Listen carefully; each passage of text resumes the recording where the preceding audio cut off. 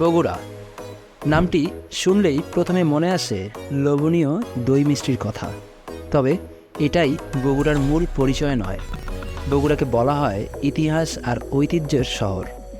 বগুড়া জেলা বাংলাদেশের উত্তরাঞ্চলের রাজশাহী বিভাগের একটি প্রশাসনিক জেলা। আয়তনের দিক থেকে এটি বাংলাদেশের ষষ্ঠ বৃহত্তম জেলা এবং জনসংখ্যার দিক থেকে পঞ্চম বৃহত্তম জেলা।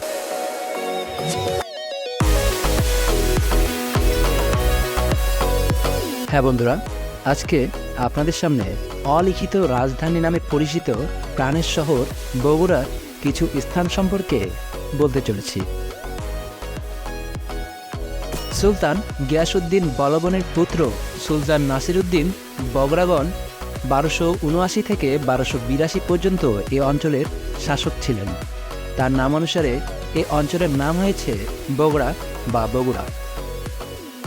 ইতিহাস থেকে জানা যায় বাংলার প্রাচীনতম একটি শহর বগুড়া।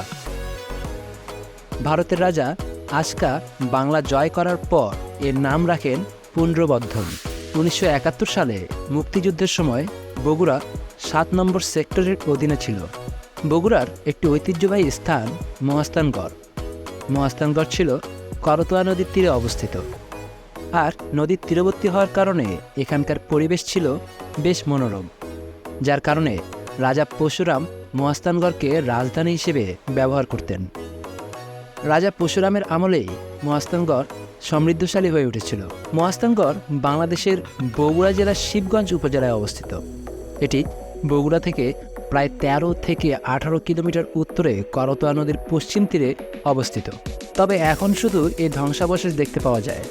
এই ঐতিহ্যবাহী মহাস্থানগড় ঢাকা দিনাজপুর মহাসড়কের পাশে অবস্থিত।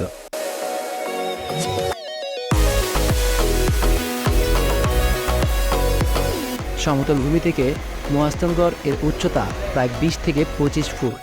বিভিন্ন সময় খনন করে এ গড় থেকে পাওয়া যায় বিভিন্ন আমলের শিলা, পাথর, বিভিন্ন আমলের মুদ্রা ও ঘরবাড়ি।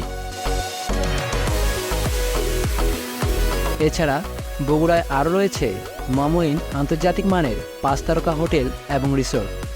মমইন হোটেল বগুড়া শহর থেকে 7 কিলোমিটার উত্তরে রংপুর রোডে নওদাপাড়ায় অবস্থিত। ঢাকা থেকে যদি কোনো অতিথি বগুড়ায় আসতে চান তাহলে সরাসরি হেলিকপ্টারে করে এই 5 তারকা হোটেলের উপরে নামতে পারে। এছাড়াও এখান থেকে বগুড়া শহর এবং আশপাশের এলাকা দেখার জন্য 40 মিনিট পর্যন্ত হেলিকপ্টারে ভ্রমণও করতে পারে। আজকের মতো এ পর্যন্তই বন্ধুরা। আগামীতে আরও ভালো কোনো বিষয়ে তথ্য জানতে হলে অবশ্যই আমার চ্যানেলটিকে লাইক, শেয়ার এবং সাবস্ক্রাইব করে রাখবেন।